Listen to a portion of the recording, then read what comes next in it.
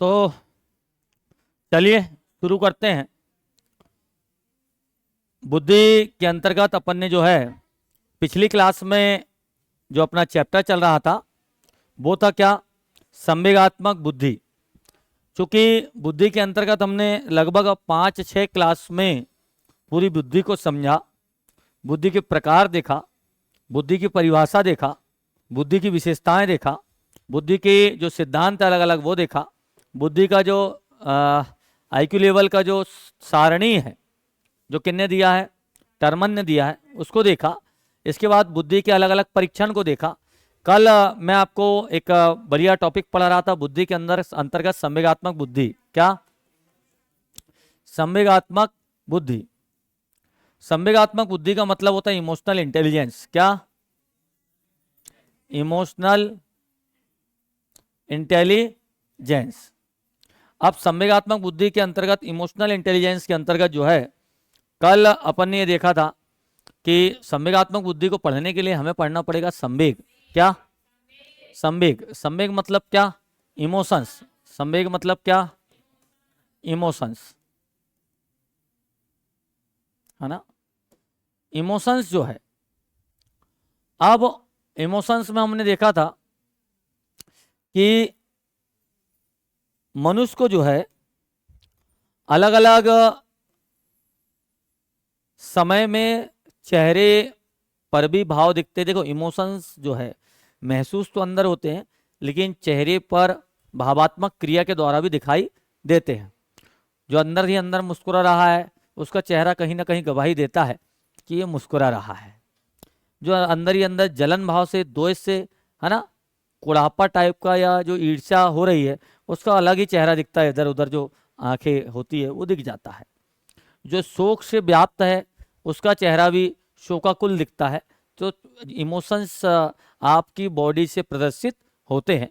इसीलिए जो साइकोलॉजी वाले होते हैं, है ना, जो मनोवैज्ञानिक होते हैं, वह चेहरे के हाव भाव से पहचान जाते हैं कि आप क्या सोच रहे हैं या आपका दिमाग क्या सोच रहा है।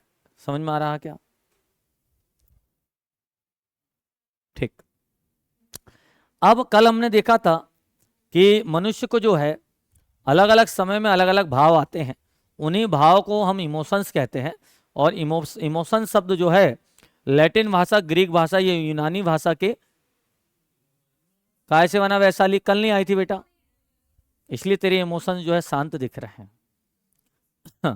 तो काय से बना है ना। जिस दिन नहीं आओगे उस दिन की क्लास मिस हो जाती है, तो फिर यूट्यूब पे देखा करो। अभी तो अपलोड हमने किए नहीं इमोशंस को।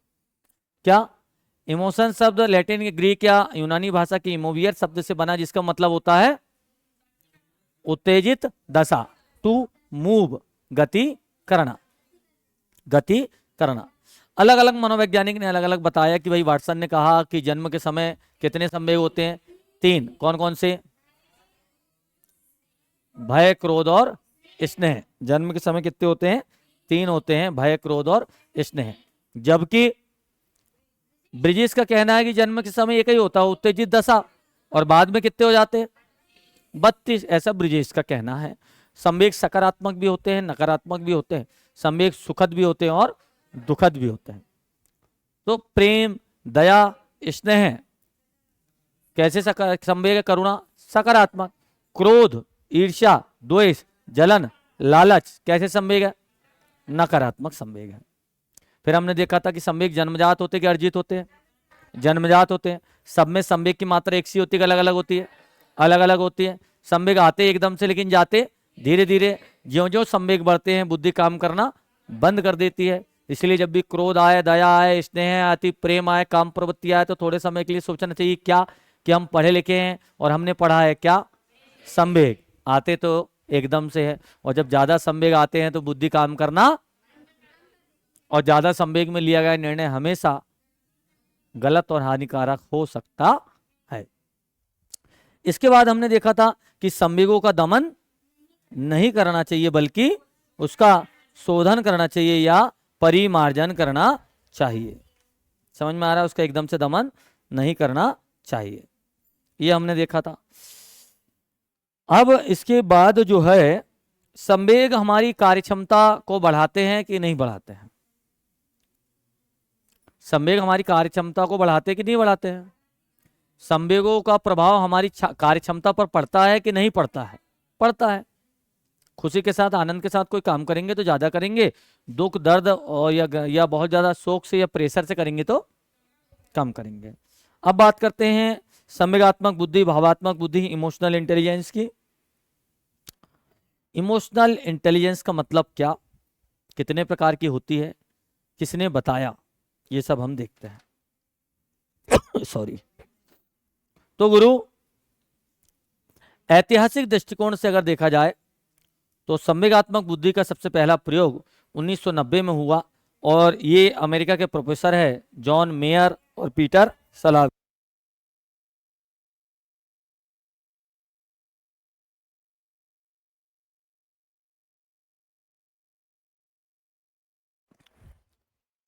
तो 1990 में जो है संवेगात्मक बुद्धि के बारे में बताया जॉन मेयर और पीटर सलावे ने। इसके विषय में देखते हैं।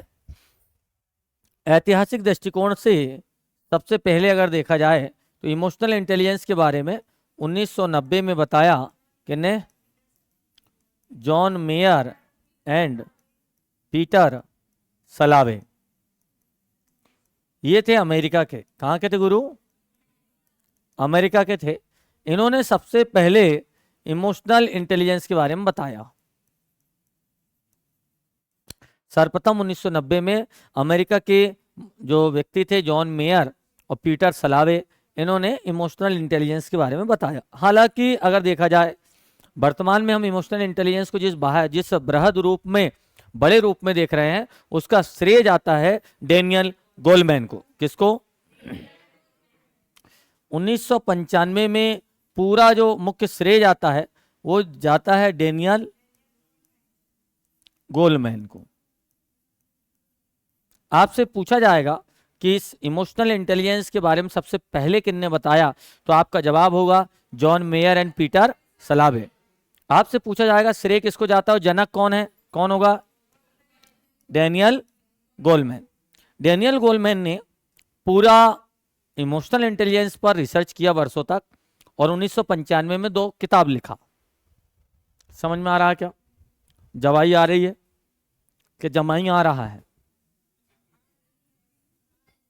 जवाई आ रही है ना? जवाई क्यों आती है? क्योंकि इमोशनल जो है, इमोशनली रूप से हम जो है और कहीं चले जाते हैं, या हमारा दिमाग कहीं चला जाता है, दिमाग को ऑक्सीजन की कमी हो जाती है, या हमारा मन और कहीं भटकने लगता है, क्लास में मन नहीं लगता, शरीर में ज़्यादा भोजन कर लेते हैं या शरीर में कम भोजन करते हैं। इतने प्रकार है जवाही आने के कारण।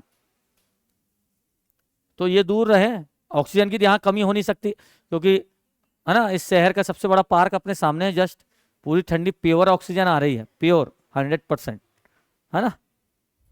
तो क्या गुरु, डेनियल गोलमैन ने 1995 में 1995 में 2 बुक लिखा। एक है संवेगात्मक बुद्धि बुद्धिलब्धि से महत्वपूर्ण क्यों है, और एक है संवेगात्मक बुद्धि के साथ कार्य।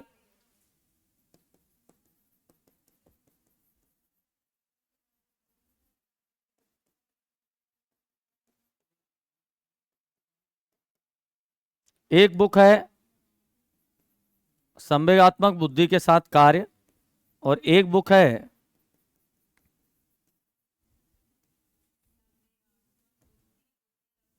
संवेगात्मक बुद्धि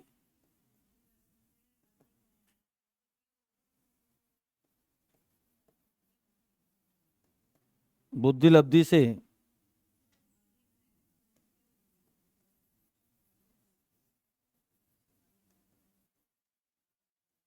अधिक महत्वपूर्ण क्यों। अब इन दोनों को समझिएगा कि संवेगात्मक बुद्धि बुद्धिलब्धि से महत्वपूर्ण क्यों।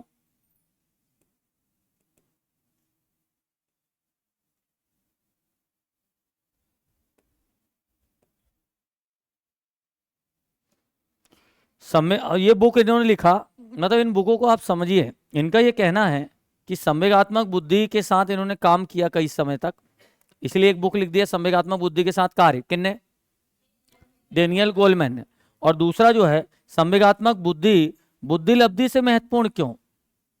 इनका ये कहना है कि आपके अंदर इंटेलिजेंसी है, बुद्धि लब्धि है, उससे ज्यादा जरूरी है क्या आपके अंदर इमोशनल इंटेलिजेंसी होना जरूरी है। कैसे, समझिए। एक बहुत ब्रिलियंट आदमी है जिसकी बुद्धि लब्धि के हिसाब से वह प्रतिभाशाली है, 140 से अधिक प्रतिभाशाली उसमें दिमाग है।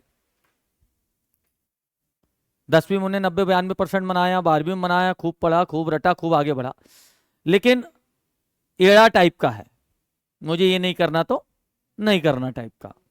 अब वह जीवन में जो है बहुत कुछ नहीं कर पाएगा। कई सर्किट टाइप के इंटेलिजेंट रहते, लेकिन सर्किट टाइप के इंटेलिजेंट रहते, भले नौकरी लग जाएंगे कई या, लेकिन उनमें समझ नहीं होती और वो जीवन में ज्यादा सफल नहीं हो पाते। दूसरा, वहीं अगर किसी के अंदर इमोशनल इंटेलिजेंसी है, भले वो इंटेलिजेंट कम है, सामान्य बुद्धि का है, लेकिन उसका व्यवहार बहुत अच्छा है, और व्यवहार इतना अच्छा है कि मोहल्ले वालों की सेवा करते करते वो पार्षद बन जाएगा। मोहल्ले वालों की सेवा करते करते सब बोलेंगे तुम महापौर का चुनाव लड़ लो, महापौर बन जाएगा, विधायक बन जाएगा। कई पुराने आपने देखे होंगे, बेचारे बहुत ज्यादा पढ़े लिखे नहीं है, लेकिन उनका व्यवहार इतना कुशल है कि वो गांव के सरपंच बन गए, मुखिया बन गए, आगे पार्षद बन गए, विधायक बन गए। क्यों? व्यवहार। कई व्यापारी ऐसे होते हैं जिनका व्यवहार इतना मधुर होता है, भले ही इंटेलिजेंसी बहुत ज्यादा नहीं है, लेकिन करोड़ों का व्यापार उनके पास है। और कई बहुत इंटेलिजेंट भी रहते हैं लेकिन सक्सेस नहीं है। उसका कारण ही है कि इमोशनल इंटेलिजेंस ज्यादा महत्वपूर्ण है, किससे? बुद्धि लब्धि से। समझ में आया मेरी बात, क्या बोलना चाह रहा हूं? जैसे दो उदाहरण देता हूं, ये ऑनलाइन वालों के लिए थोड़ा माइक बंद कर देता हूं, ये यूट्यूब पे नहीं जाना चाहिए क्योंकि हमारी आसपास के उदाहरण है।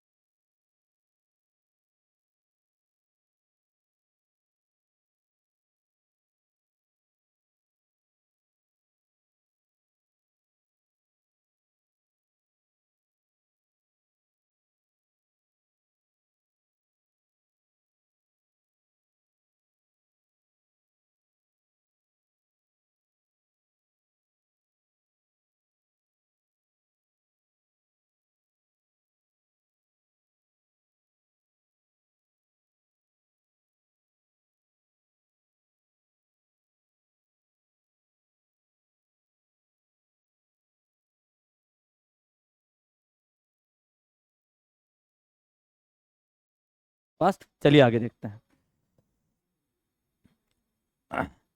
तो ऐसे कई एग्जाम्पल है दुनिया में, आप देखते हो कि कई लोगों के पास जो है इंटेलिजेंसी बहुत मिलेगी, लेकिन वो इमोशनली रूप से इंटेलिजेंट नहीं होते, इसलिए घर में कलह भी होती है और परेशानी भी होती है और परिवार विच्छेद भी होते हैं।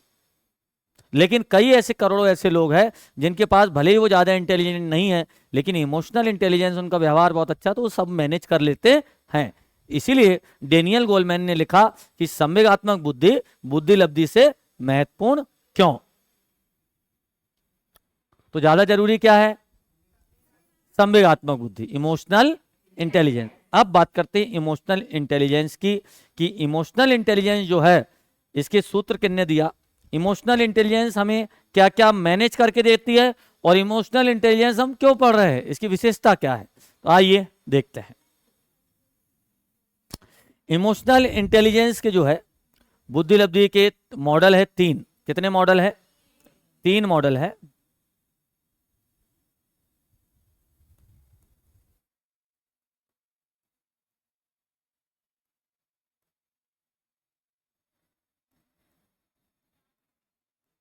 संवेगात्मक बुद्धि के मॉडल उधर दिख रहा है ऑनलाइन वालों को, दिख रहा होगा।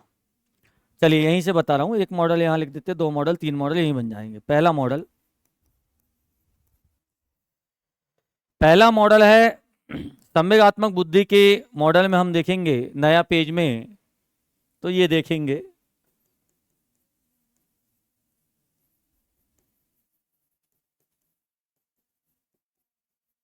कितनी तरह से संवेगात्मक बुद्धि हमारे दिमाग के अंतर्गत काम करती है, उस बात को हम देख रहे हैं। तो पहला ये कि पहला जो मॉडल होता है वो है एबिलिटी मॉडल, अंतर व्यक्तिक बुद्धि। उधर आप लोग को समझ में आ रहा है? इधर गूगल मीट से जुड़े हमारी जो एक और क्लास है इसको, अरे मैं जो बोल रहा हूं वो समझ में आ रहा है क्या? कि उधर ही आऊं समझाने? तुम लोग को उधर यूट्यूब वालों को समझ में आ रहा क्या? अरे बोलिए हाँ। और क्या, उधर से नहीं बोल रहे, मैं ही बोल दे रही हूँ, बोले हाँ, है ना। अब ये यूट्यूब वाले वो बोले भविष्य में जब देखेंगे तो उनको लगता होगा कि ये सर बात किससे करते हैं। तो एक्चुअली हमारी एक और ऑफलाइन क्लास है इधर, जिसमें भांति भांति रंग बिरंगे तरह तरह के प्रतिभाशाली बच्चे बैठे हैं, जिनके चेहरे पे हमेशा मुस्कान रहती है, टेंशन बिल्कुल ये लेते नहीं है ना। हालांकि इनके बाप दादाओं ने बहुत ज्यादा खानदानी धन इनके लिए नहीं रखा है, लेकिन फिर भी फिर भी पता नहीं इनको किस बात की खुशी है। हमेशा जो है बेरोजगार है, लेकिन पता नहीं किस बात की खुशी है, यही जाने। चलिए देखते हैं। हाँ, इनका ये कहना है कि ये जिंदा है इसलिए खुश है क्योंकि कोरोना में बच गए निपट जाते तो ऊपर भगवान के आज कहते कि यार रह जाते तो ही अच्छे थे। चलिए तो देखिए संवेगात्मक बुद्धि के मॉडल, इसमें पहला मॉडल है एबिलिटी मॉडल। इसको बोलते हैं अंतरवैयक्तिक बुद्धि। क्या? अंतरवैयक्तिक बुद्धि।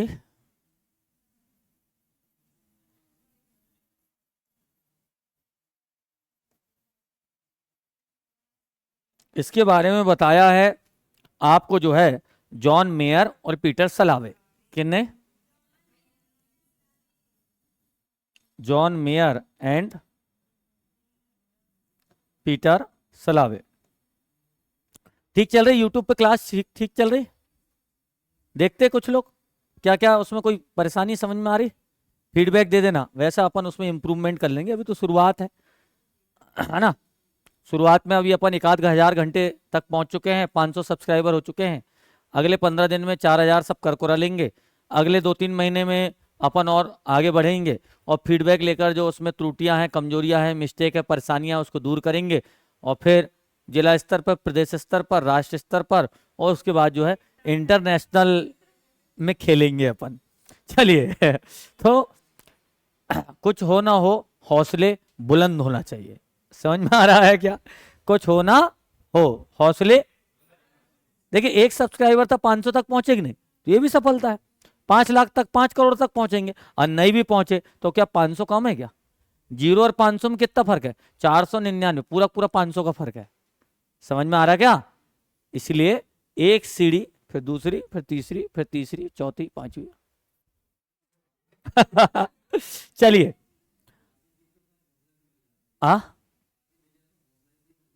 आधी विजय हौसला ही से मिल जाए, मुझे तो पूरी उससे से मिलती है ना। हौसला होना चाहिए मन में तो सब कुछ मिल जाता है। तो देखते हैं, तो जो आप लोग में भी अगर हौसला आना चाहिए कि हमको बनना ही है, ऐसा अगर आपने सोच लिए तो बन गए। बिल्कुल अपने आप को समझिए हम शिक्षक बन गए। स्कूल जाना बोले टिफिन लेके अगले सत्र से, साथ में टिफिन, नई नवीली जो है साड़ी, है ना, गाड़ी, पहली सैलरी में गाड़ी, चश्मा, हेडफोन लगा है, बिल्कुल झकाझक टिफिन लेके घर से निकल रहा है 9:30 बजे। मोहल्ले वाले देख रहे हैं, अच्छा आखिर लग गई रे, बोले हम इसको ताना मार रहे थे बड़ी कोचिंग जा रही, बड़ी कोचिंग जा रही, अब कोचिंग जाते जाते लग ही गई बोले। अब उनका मुंह क्या हो जाएगा? बंद। क्योंकि तुमने कैसा उसको बंद कर दिए, अब उसको सिलने की जरूरत नहीं है, तुमने उनको नौकरी फेंक के मुंह पे मार दिए, ले बोले एक नौकरी, तो मुंह। ठीक है। सर लक्ष्य एकेडमी ब्रांड बनेगा टीचर स्टडी के लिए, बहुत बहुत धन्यवाद। बने ना बने तुम बन जाओ, इतनी बहुत है, तुम बन जाओ यही मेरे लिए सफलता है। ठीक है, छोटे छोटे टारगेट लेकर इंसान को चलना चाहिए, वो टारगेट पूरे होते जाएंगे तो आप खुद ही सफल होते जाओगे। चलिए बात करते हैं एबिलिटी मॉडल की। पहला इमोशनल इंटेलिजेंस का मॉडल होता है एबिलिटी मॉडल, जिसको बोलते हैं अंतरव्यक्तिक बुद्धि। दूसरा होता है साहब ट्रैट मॉडल। कौन सा? ट्रैट मॉडल, और इसका मतलब होता है अंतरावैयक्तिक बुद्धि। कौन सा? अंतरावैयक्तिक बुद्धि। और इसके बारे में बताया है एक मनोवैज्ञानिक के पेट्रिडस, उन्होंने बताया है, पेट्रिडस, है ना। अब देखिए ये जॉन मेयर, पीटर सलावे, पेट्रिडस, आगे आपको गोलमैन मिलेंगे, ये अपने यहाँ के नहीं है इसलिए इनके नाम थोड़े कठिन है। थांडाइक हुआ, है ना, वो स्विट्जरलैंड वाले हुए, जीन प्याजे हुआ, आपका लॉरेंस कोलबर्ग हुआ, आपके जो है जॉनसन हुआ, ठीक है ना। आपके जो है अभी बुद्धि में पढ़ा अपने, एक तत्व का सिद्धांत किसने दिया? बिनेट अर्मनस्टन ने दिया। द्वि तत्व का स्पीयरमैन। तीसरा तत्व कौन ने दिया? स्पीयरमैन। बहुतत्व, बहुखंड, बहुकारक कौन ने दिया? थांडाइक। समूह तत्व का किसने दिया? थर्स्टन और कैली। न्यायदर्श, प्रतिदर्श या प्रतिमान या मॉडलिंग थ्योरी, सैंपलिंग का किसने दिया? थॉमसन। बुद्धि का त्रिआयामी सिद्धांत किसने दिया? गिलफोर्ड। बुद्धि का जो है एबी का सिद्धांत, काका का, आबा का किसने दिया? हैब्स। किसने दिया? हैब्स। बहुबुद्धि का सिद्धांत किसने दिया? Howard Gardner. बुद्धि का क्रमिक महत्व का पदानुक्रमिक सिद्धांत किसने दिया? Burt and Vernon. बुद्धि का शक्ति मनोविज्ञान सिद्धांत किसने दिया? किसने दिया? रीड ने। बुद्धि का अनोखा सिद्धांत किसने दिया? ब्लूम ने। किसने दिया? ब्लूम ने। बुद्धि का त्रिचापीय, त्रितंत्र, त्रिघटक सिद्धांत किसने दिया? स्टर्न एंड वर्क ने। तो इस प्रकार से बुद्धि के सिद्धांत, तो ये बोलना चाह रहा हूं मैं कि जैसा आपका दिमाग अभी जवाब दे रहा है ऐसे आप रिवीजन उसको करते रहिए तो दिमाग में है वह चीज, लेकिन लंबे समय तक है वाला नहीं रहेगा तो वो क्या हो जाएगा? था। याद नहीं करोगे, रिवीजन नहीं करोगे तो है का क्या हो जाएगा? था। क्योंकि जीवन एक छोटा है का था बनने में टाइम नहीं लगता। है ना। है का था बनने में टाइम बनेगा क्या? बोले यार बट्टी है और कुछ हो गया तो बट्टी था।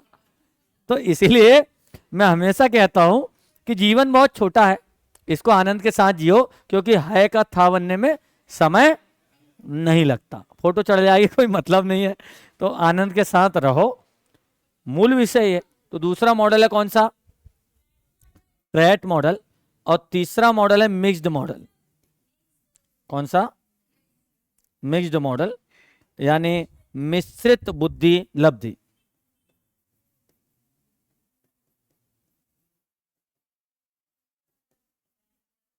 मिश्रित बुद्धि, ये दिया डैनियल गोलमैन ने।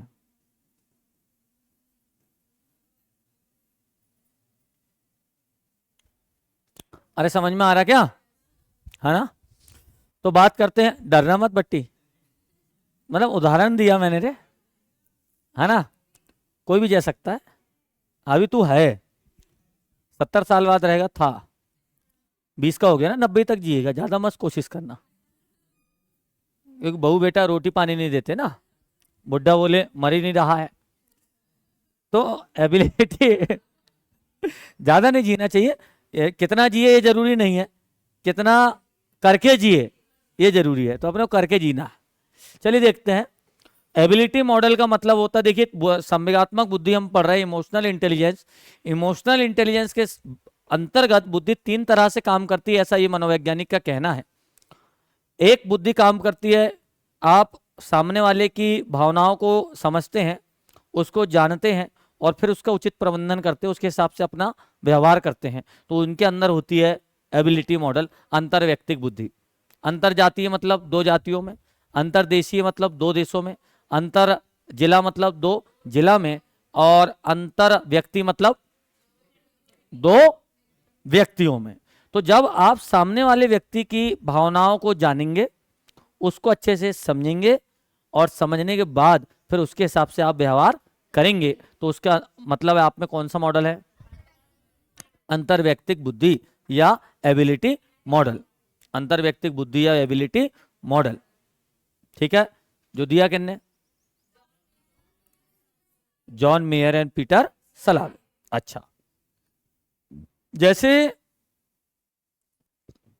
आप के सामने कोई व्यक्ति आया, आपने उसकी भावनाओं को जाना, बातचीत हुई आपकी, उसको समझा, उसके हिसाब से आप व्यवहार कर रहे हैं, तो उसका मतलब है आप में कौन सा मॉडल है ना। तो इसको बोलेंगे ऐसा कि दूसरे की भावनाओं को, दूसरे की भावनाओं को जानना, समझना और फिर व्यवहार करना। इसका मतलब आप में जो है एबिलिटी मॉडल है। दूसरा है अंतरावैयक्तिक बुद्धि। कौन सी? Intrapersonal intelligence. तो अंतरावैयक्तिक बुद्धि, अब यहां पर स्वयं की भावनाओं को जानना, स्वयं के बारे में जानना पड़ेगा, स्वयं की भावनाओं को जानना, उसको समझना और उसके हिसाब से फिर उसको उचित प्रबंधन करना, उचित मैनेजमेंट करना। स्वयं की भावनाओं को जानना,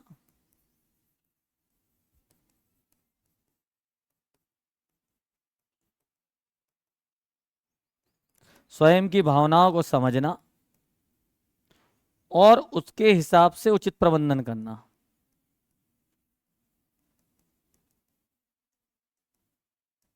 उसको बोलते हैं क्या? अंतरव्यक्तिक या ट्रैट मॉडल। इमोशनल इंटेलिजेंस में तीसरा पार्ट होता है ना तू ना मैं, हम। समझ में आ रहा है क्या? पत्नी चाहती है सिर्फ मेरी भावनाओं को समझे, पति चाहता है कि तू सिर्फ मेरी भावनाओं को समझ। ऐसे में फिर काम नहीं चलेगा। आपको क्या करना पड़ेगा? आधी तेरी आधी मेरी, मिक्स्ड। तो मिक्स्ड मॉडल, मिश्रित मॉडल डेनियल गोलमैन ने दिया। मतलब क्या? दूसरे की भावना को भी समझना है, अपनी भावना को भी समझना है, उसको जानना है, समझना, उसके हिसाब से उचित प्रबंधन करना है। तो आइए करते हैं। दूसरों की एवं स्वयं की भावनाओं को जानना, समझना व उसके हिसाब से उचित प्रबंधन करना। करते प्रबंधन। तीन तरह से व्यक्ति व्यवहार करता है, तीन तरह से व्यक्ति सोचता है। पहला ये, आपके पास 100 की नोट थी, आप जा रहे थे, आपको एक भिखारी मिला। भिखारी ने कहा प्रभु अल्लाह के नाम पे दे दे। बोले अल्लाह के नाम के नहीं, मेरे नाम पे दे दूंगा, कोई बात है क्या? और वो रोने लगा, गिड़गिड़ाने लगा। और आपके पास 100 रुपये थे, आपने उसकी भावनाओं को जाना, उसे समझा और फिर उसके हिसाब से उचित प्रबंधन किया। आप में इमोशनल इंटेलिजेंस आई, आपने सोचा और आपने 100 की नोट निकाला और ये ले बोले, ले जाओ बोले। अब आपके पास जो है कितने रुपए थे? 100। अब इत्तेफाक से हो सकता है मेरे पास 110 है, मैं अमीर हूँ थोड़ा, तो 110 रुपये है मेरे पास पर्स में, तो 10 रुपये मेरे लिए रख लूंगा, नहीं चलो। तो जो है आपने 100 रुपये उसको दे दिया। अब 100 रुपये दे दिया, ठीक है, तो आप में कौन सी व्यक्ति बुद्धि है? एबिलिटी मॉडल है, क्योंकि आपने सिर्फ सामने वाले की भावना को समझा है और उसके हिसाब से उचित प्रबंधन कर दिया है। तो इमोशनल इंटेलिजेंस आप में कौन सी एबिलिटी मॉडल है। दूसरा कहता है क्या? ट्रैट मॉडल। ट्रैट मॉडल कहता है स्वयं की भावनाओं को समझो और उसके हिसाब से मैनेज करो। सामने वाला आया, बोले अल्लाह के नाम पे दे दे, बहुत परेशान हूँ, ये हूँ। अपने को देखा 100 ही रुपये है और शाम को घर भी जाना है, पेट्रोल भी डलाना है, तो चल निकल बोले आगे। तो अपन ने स्वयं की भावनाओं को समझे, जाने और उसके हिसाब से प्रबंधन किए। तो आप में कौन सा मॉडल है? ट्रैट मॉडल है। और तीसरा मॉडल आता है कौन सा? मिक्स्ड मॉडल, कि दूसरे की भावनाओं को भी समझना है और खुद की भावना पे। तो मेरे पास जो है 110 रुपये है, तो एक काम कर, 10 रुपये तू ले ले, 100 में मैं पेट्रोल में घर चल जाऊंगा, तेरा भी काम हो गया, मेरा भी काम हो गया। तो इमोशनल इंटेलिजेंस कहती क्या? कि दूसरे की भावनाओं को समझिए, स्वयं की भावनाओं को समझिए और उसके हिसाब से फिर व्यवहार कीजिए। तो ये कौन सा मॉडल है? Mixed model. समझ में आया क्या? तो मैं 110 रुपये में ऐसा छांट के नहीं लाया था, मैं इतना ही गरीब हूं इतने ही थे मेरे पास। तो अब दूसरे उदाहरण के माध्यम से समझते हैं। जैसे आप कहीं शादियों में गए, शादी में आप खाना ले रहे हैं, तो खाना लेते समय आप आपकी खाली वाली थाली लेके गए और एकदम से आपने देखा कि रसगुल्ले तरफ ज़्यादा भीड़ है, तो आप दौड़ गए उधर रसगुल्ले तरफ।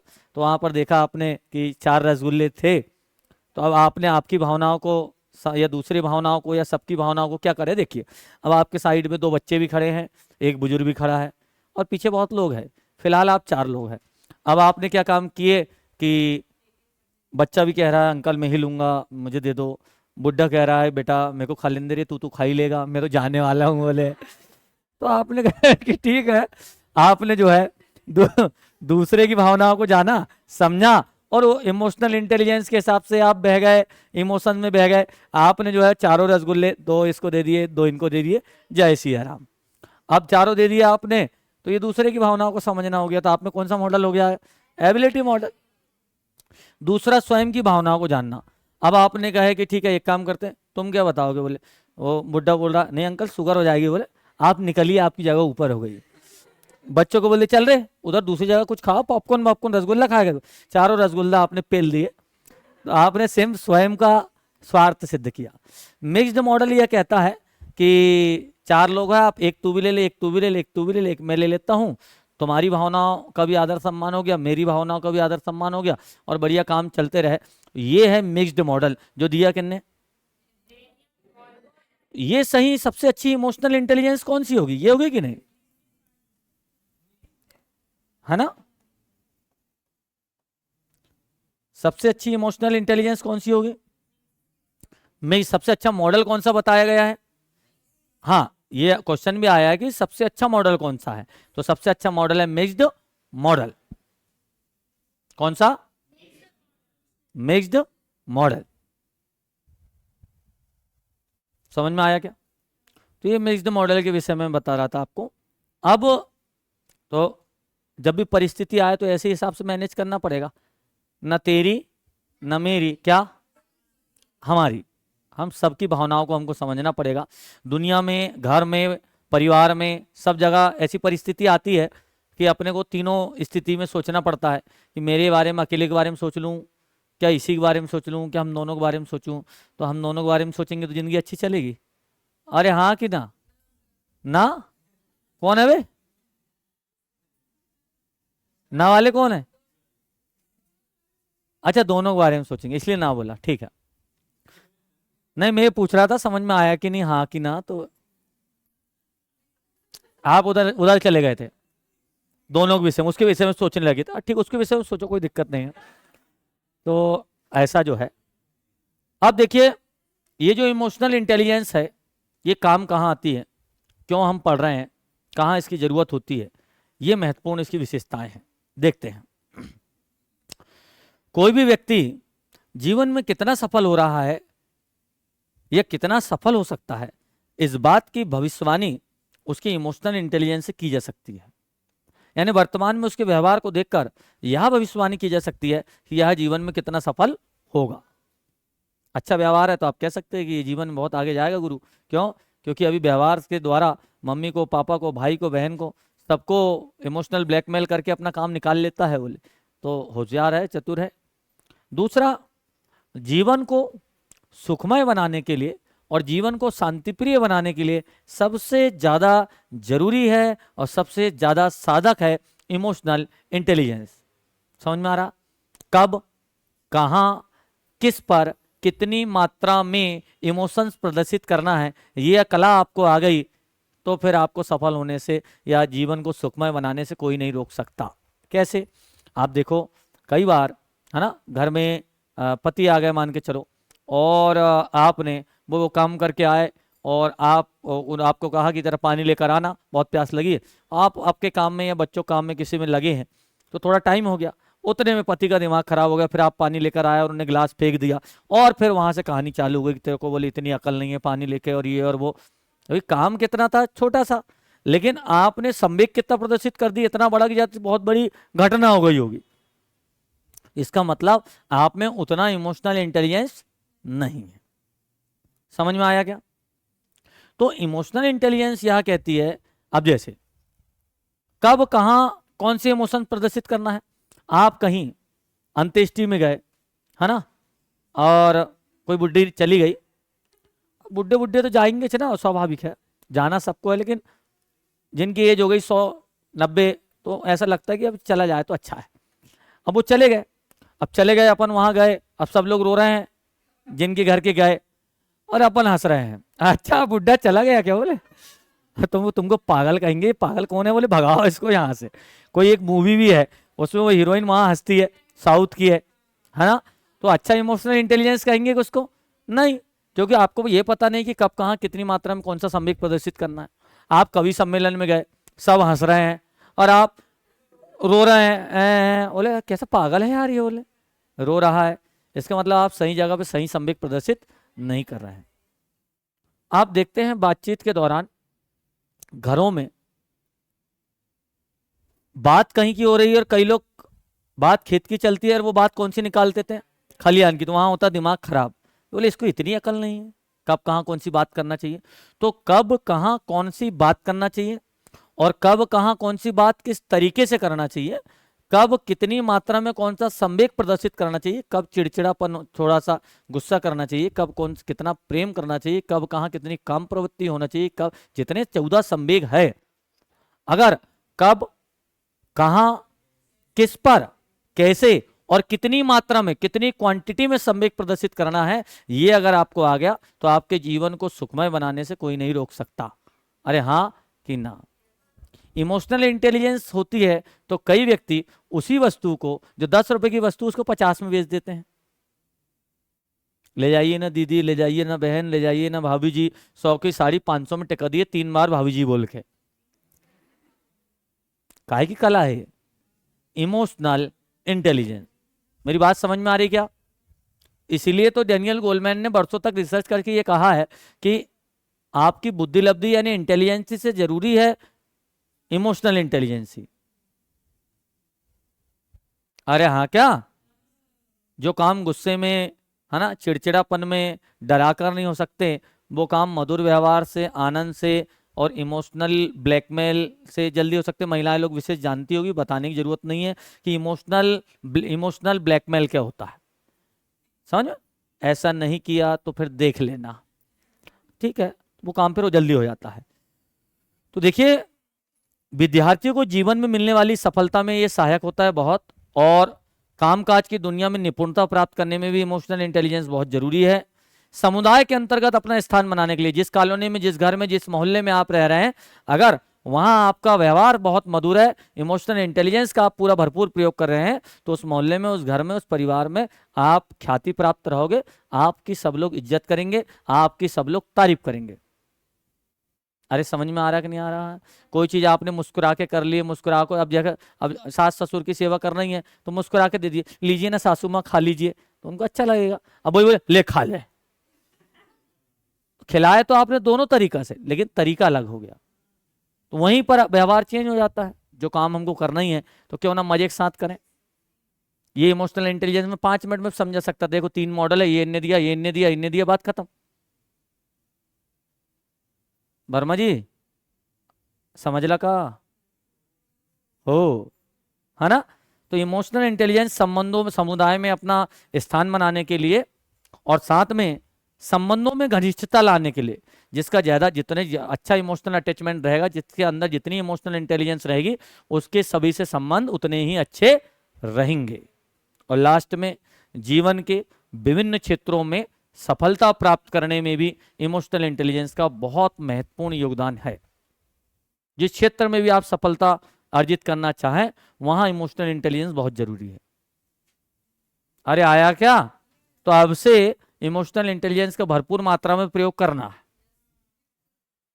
अब से ध्यान रखना है कि सर ने बताए थे कि कब कहां कितनी मात्रा में संवेग प्रदर्शित करना है और जबरदस्ती प्रदर्शित नहीं करना है, क्योंकि तुम जबरदस्ती रोओगे, जबरदस्ती हंसोगे तो किसी की इतनी फुर्सत नहीं है। तो इमोशनल इंटेलिजेंस नामक यह चैप्टर यहाँ पर आकर हमारा कंप्लीट हुआ। लगभग 6 से 7 क्लास हमारी बुद्धि की हुई, और मुझे उम्मीद है, आशा ही नहीं वर्ण पूर्ण विश्वास है कि आप लोग को पूरा समझ में आया होगा। और अब आप लोगों से अपेक्षा है कि इवनिंग में जो क्वेश्चन आंसर मैं कराता हूँ, वो सारे क्वेश्चन आंसर आपसे बने।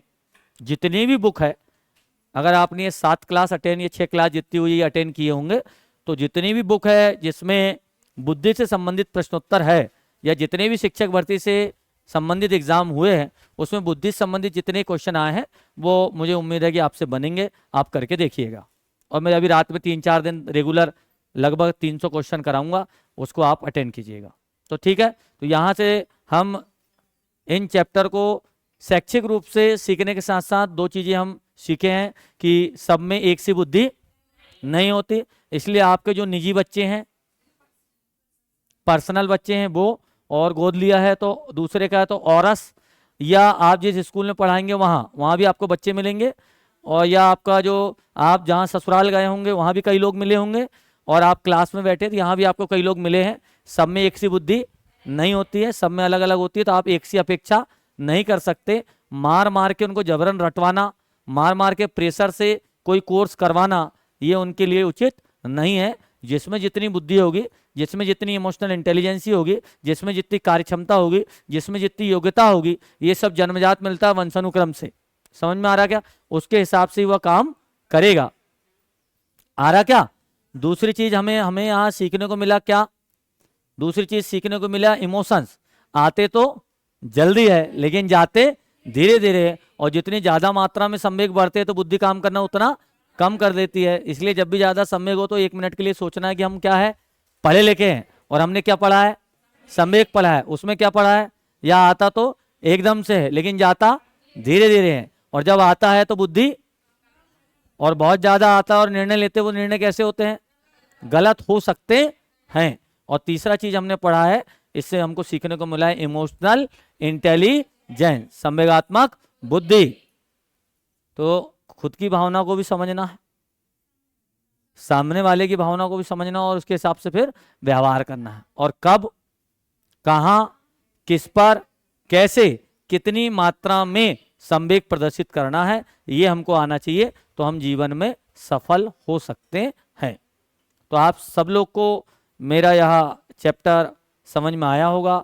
अगर आपको जीवन में यह थोड़ा बहुत काम पड़े, आपको यह क्लास उपयोगी लगे, और आपको अन्य साथियों के लिए भी उपयोगी लगे, तो शिक्षक भर्ती की तैयारी करने वाले और जीवन के किसी भी क्षेत्र में तैयारी करने वाले लोगों को आपके पास जितने भी ग्रुप है, आप उसमें इसे ज़्यादा से ज़्यादा शेयर करें, हमारे वीडियो को लाइक करें, और हमारे जो चैनल है लक्ष्य एकेडमी स्टडी पॉइंट, इसको आप सब्सक्राइब करें, ताकि इस प्रकार के और भी वीडियो के आपके पास नोटिफिकेशन आ सके। आप हमारी क्लास से जुड़े, इसके लिए आपका धन्यवाद। कल फिर मिलते हैं एक नया चैप्टर के साथ। तब तक के लिए आप सभी स्वस्थ रहें, मस्त रहें, व्यस्त रहें, और जीवन का सबसे जरूरी जो अहम बिंदु है, मुस्कुराते रहें। ठीक, अभी आप लोग को रुकना है, अभी जाना नहीं है।